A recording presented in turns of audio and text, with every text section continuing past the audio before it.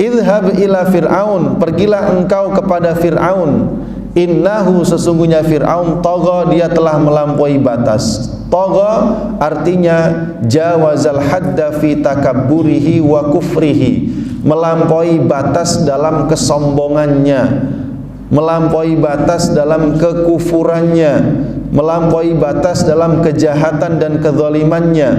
Bahkan saking kelewatannya, ya, disebutkan za'ama li nafsihi sifatar rububiyah, dia telah menyematkan kepada dirinya sifat ketuhanan. Faqala ana rabbukumul a'la, Fir'aun berkata, mendeklarasikan dirinya, ana rabbukumul a'la, akulah Tuhan kalian yang paling tinggi. Bahkan disebutkan wadda'a aidan sifatal uluhiyah, dia juga mengakui memiliki sifat uluhiyah. Kalau tadi rububiyah, rububiyah itu ketuhanan, artinya dia merasa mampu menciptakan, mampu menghidupkan dan mematikan.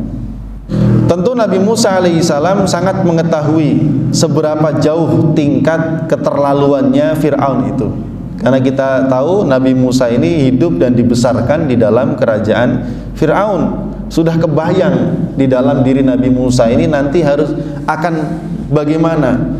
Udah paham Nabi Musa ini akan menghadapi manusia yang kayak apa, ya.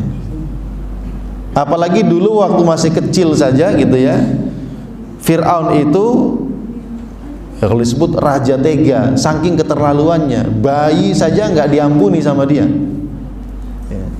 Terbayang bagaimana musuh, ya, atau sesosok Fir'aun yang akan dia hadapi ini seperti apa orangnya.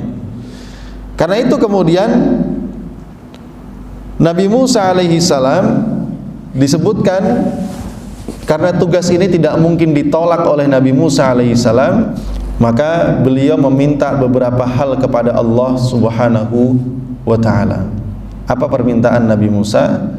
Beliau mengatakan, qala rabbi inni akhafu an yukadzibun wa yadhiqu sadri wa la yantaliqu lisani fa arsil ila Harun wa lahum alayya dzambun fa akhafu ay yaqtulun. Nabi Musa merasa punya hambatan personal untuk mendakwai Fir'aun. Apa itu? Ya. Yang pertama, Nabi Musa itu dulu kecil dan dibesarkan oleh Fir'aun di dalam kerajaannya, ya. Ada jasa Fir'aun dalam kehidupannya.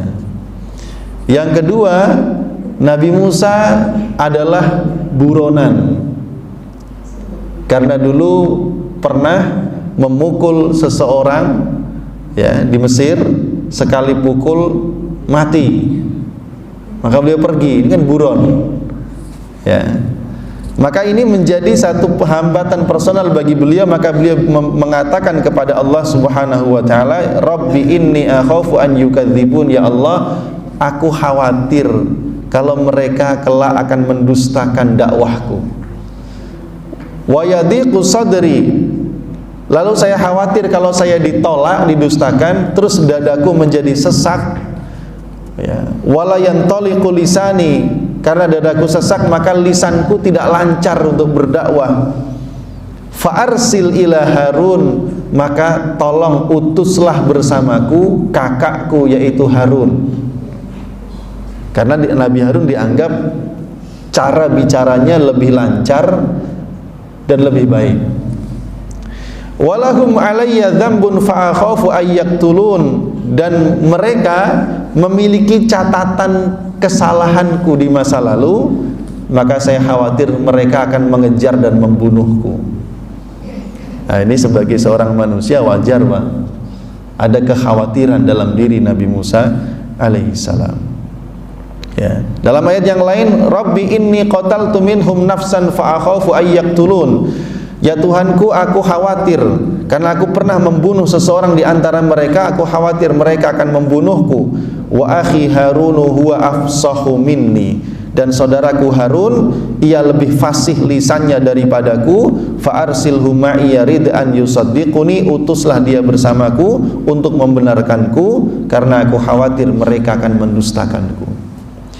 Nah, Lalu kemudian kita mengenal doa yang sangat populer dan kita hafal, qala rabbishrah li sadri wa yassirli amri wahlul 'uqdatam min lisani yafqahu qawli. Qala, Musa pun berkata, Rabbi, Tuhanku, isyrah, lapangkanlah li untukku sadri, dadaku, wa yassir, dan mudahkanlah li untukku amri, urusanku ini, yaitu urusan dakwahku dan perjuanganku, wahlul, dan uraikanlah, lepaskanlah, uqdatan, ikatan-ikatan, min lisani, dari lisanku, yafqahu, supaya mereka memahami, qauli, perkataanku, ya.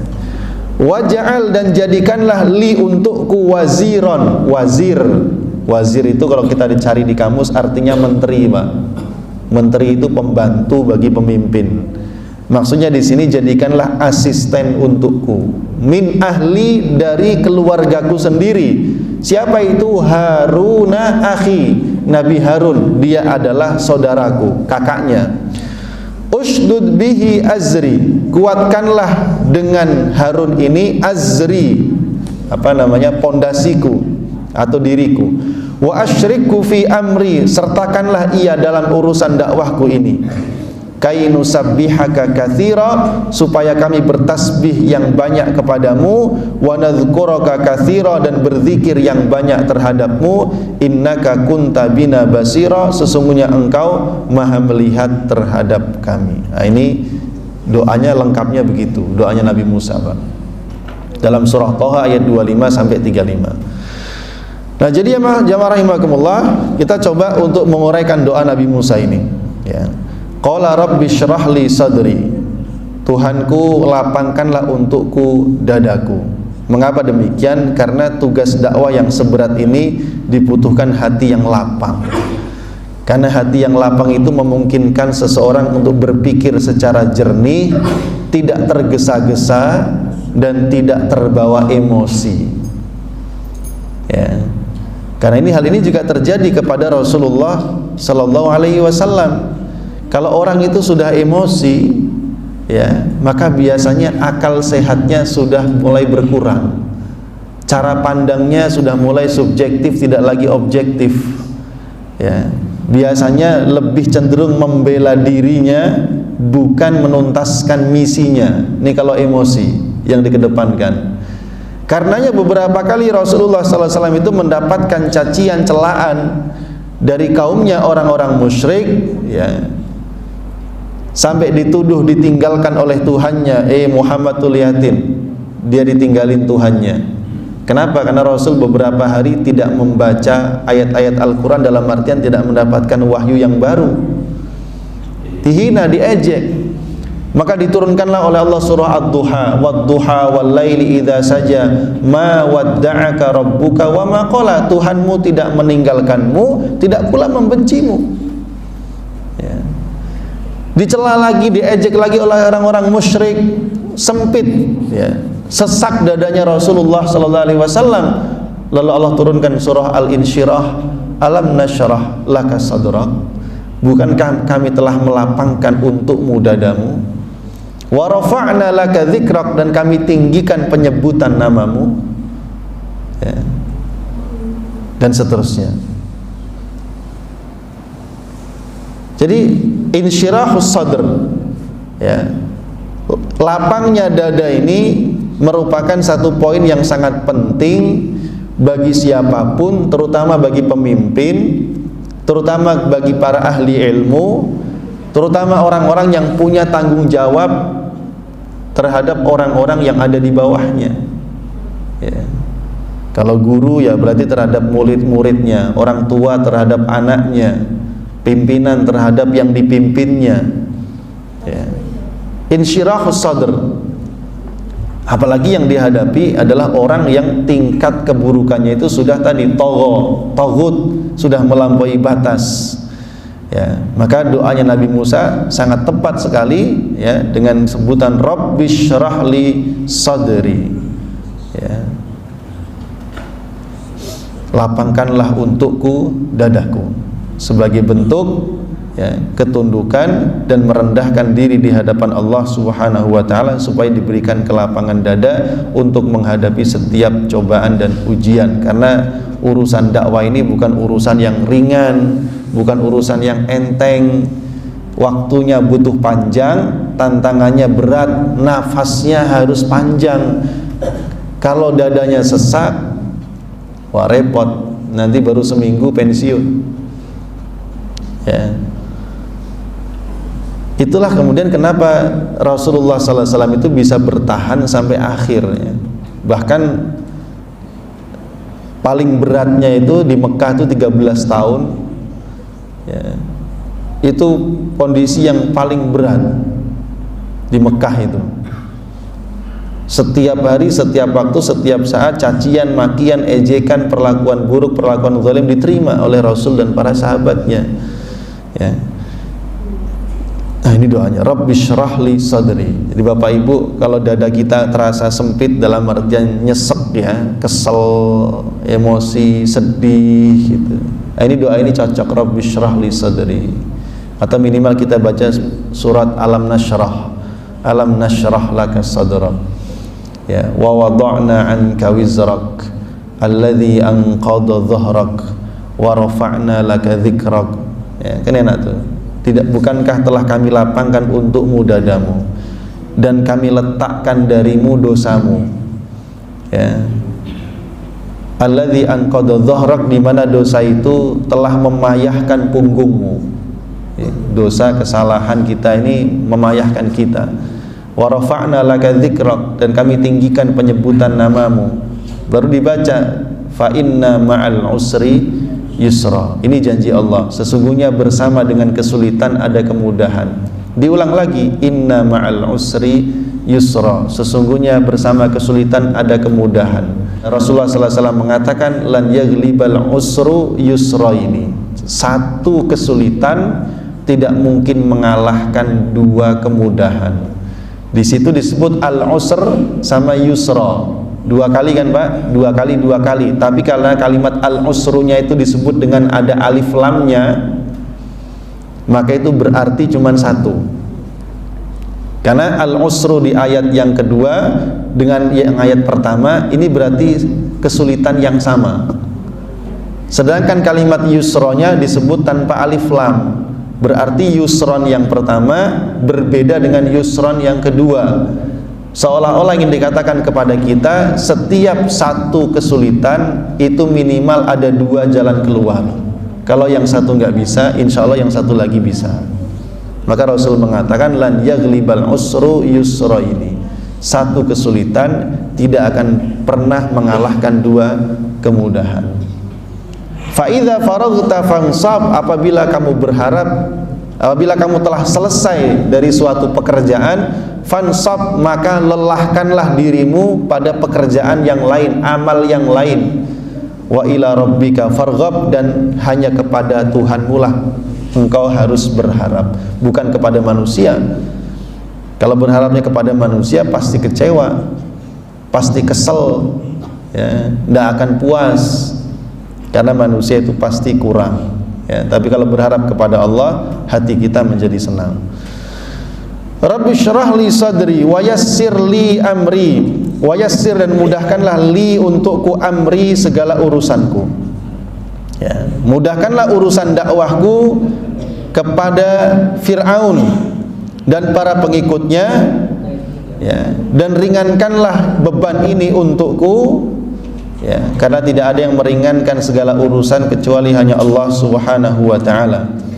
Wa min taisiril amri an yuyassir lid-da'i an ya'tiya jami'al umur min abwabiha wa yukhatib kulla ahadin bima yunasibu lahu wa yad'uhu bi aqrabit turuqil muwassilati ila qabuli qawlihi. Di antara bentuk kemudahan bagi seorang dai, orang yang berdakwah, adalah agar ia mampu melakukan segala sesuatu dengan cara yang tepat, bisa berdialog dengan setiap orang dengan retorika yang tepat, ya, dan bisa membawa mereka kepada kebenaran dengan jalan dan cara yang paling mudah yang bisa mereka terima.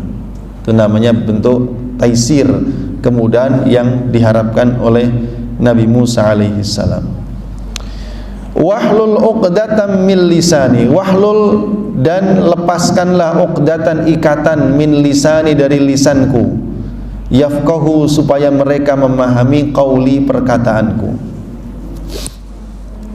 Nah di sini jamaah rahimakumullah, sering kita mendapatkan cerita Nabi Musa itu memiliki kekurangan di lisannya karena berbagai macam peristiwa yang didapati ketika masih kecil. Di antaranya yang sering kita dengar adalah memakan bara api. Ya.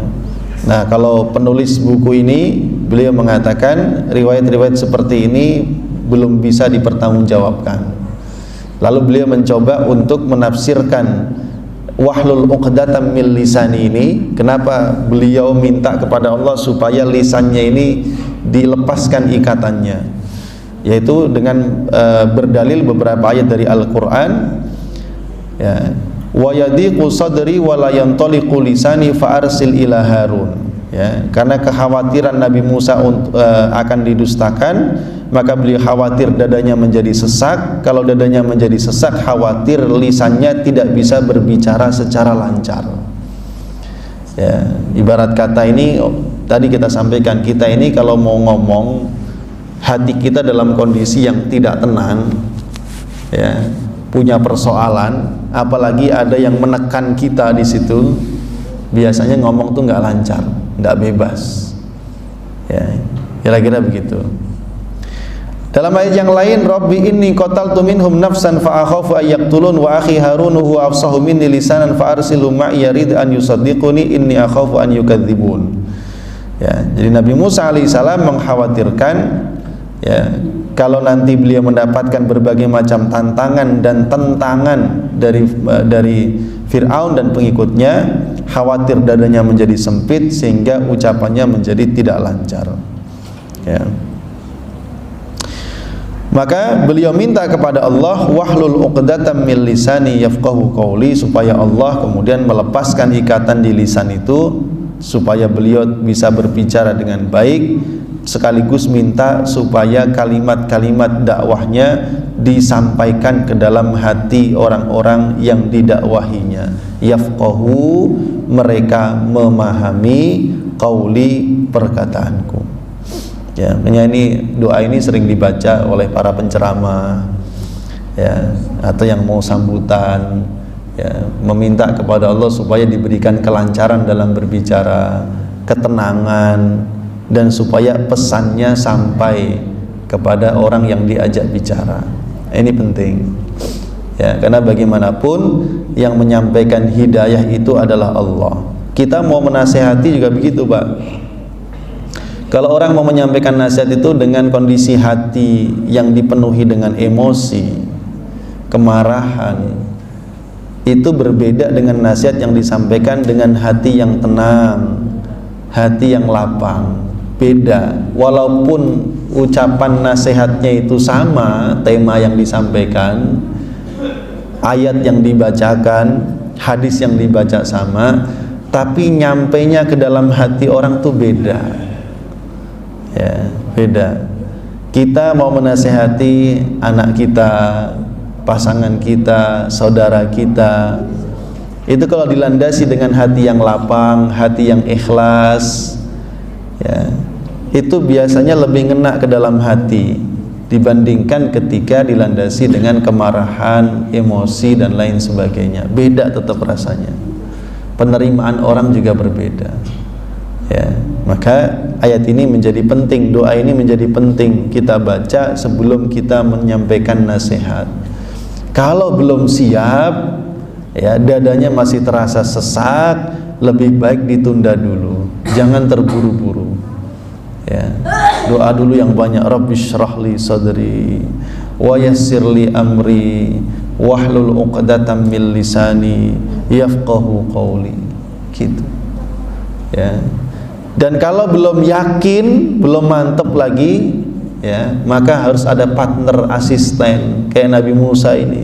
Udah minta kepada Allah supaya dimudahkan dalam menyampaikan dakwahnya, dilapangkan dadanya, supaya disampaikan pesan-pesannya, dipahami oleh mereka. Nabi Musa masih minta supaya diberikan pendamping untuk membenarkan dan menguatkan ya, pesan yang disampaikan oleh Nabi Musa alaihi salam ya. Nah, tentu Nabi Musa ini kan bukan Nabi sembarangan, Nabi ulul azmi, langsung diajak berdialog dengan Allah Subhanahu wa ta'ala. Salah satu di antara Nabi ulul azmi ya. Nabi yang begitu luar biasa, tapi meskipun demikian beliau meminta kepada Allah supaya diberikan pendamping. Maka beliau mengatakan, wa akhi Harunu huwa afsahu minni. Harun saudaraku ya, dia lebih fasih lisannya dariku. Fa arsilhu ma'iyya, maka utuslah dia bersamaku. Yusaddiquni, supaya dia membenarkanku, karena aku khawatir mereka akan mendustakan aku. Nah, inilah permintaan dari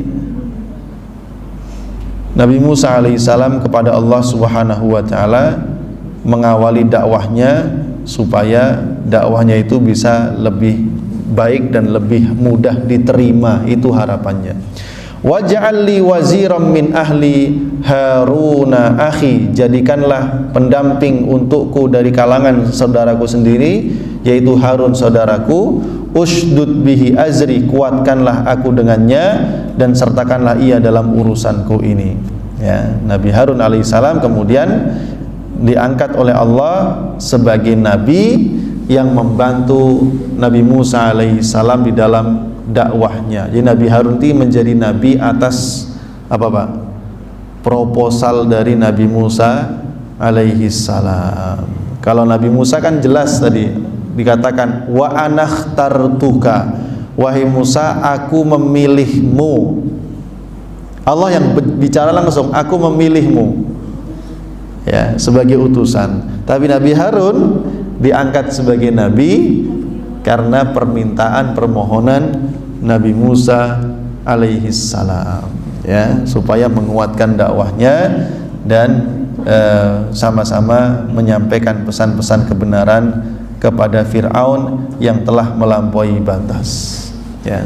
Nah, beginilah jamaah rahimakumullah tabiat para nabi dan rasul itu ya, mereka berdiri paling depan membela kebenaran dan menyampaikan kebenaran meskipun pahit dan berat konsekuensinya di hadapan para penguasa ya.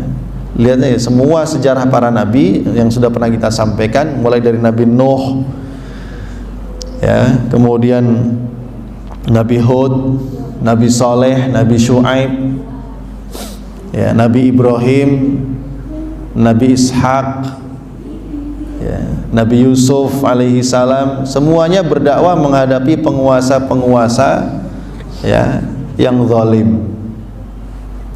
Karenanya di dalam agama kita disebutkan afdhalu jihadin, jihad yang paling utama adalah kalimatu haqqin, menyampaikan kalimat kebenaran amama sultanin jair, di hadapan penguasa yang zalim. Karena itu berat, konsekuensinya berat ya. Harus siap berkorban nyawa, bahkan bisa kehilangan nyawa dengan cara yang paling buruk ya, dengan penyiksaan dan lain sebagainya. Maka dibutuhkan kekuatan fisik, dibutuhkan kekuatan mental, dan yang paling besar dibutuhkan kekuatan ruhaniyah yang sangat tinggi. Karenanya bekal yang diberikan Allah kepada Nabi Musa itu, sebelum diberikan mukjizat berupa tongkat dan tangan yang bisa bercahaya itu, lebih dulu diberikan pesan-pesan ketuhanan ya, bahwa tentang tauhid, la ilaha illa ana fa'budni. Untuk menjaga tauhid ini dan hubungan dengan Allah, aqimis sholata li dzikri, tegakkanlah salat untuk mengingatku. Ini bekal ruhnya ya. Baru bekal-bekal yang lainnya diberikan Ya. Maka selama seorang ini memiliki sambungan yang sangat kuat dengan Allah Subhanahu wa taala, maka sekuat itu pula dia mampu bertahan di jalan perjuangan. Tapi kalau hubungannya dengan Allah sudah mulai kendor, ya, maka seorang pejuang, ya, atau seorang yang berdakwah ini lambat laun kena angin tuh melempem, Pak. Ya, kena angin tawaran jabatan, melempem dia. Kena angin tawaran suap, ya, 11 triliun, ya, melempem. Apalagi 230 berapa, ya, banyak, ya, melempem, nggak kuat, ya, masuk angin. Tapi kalau sambungannya dengan Allah Subhanahu wa taala kuat, maka disebutkan wala yasuddannaka, jangan sampai menghalangimu dari semua itu tadi, dari tauhid, dari sholat, ya, dari mengingat kematian, mengingat hari kiamat. Jangan sampai lepas itu, ya. Kalau enggak masuk angin, ya, ya, masuk angin. Ini yang repot. Ya, ini pertemuan kita hari ini tentang doa Nabi Musa alaihissalam. Kita akan lanjutkan pada pertemuan berikutnya.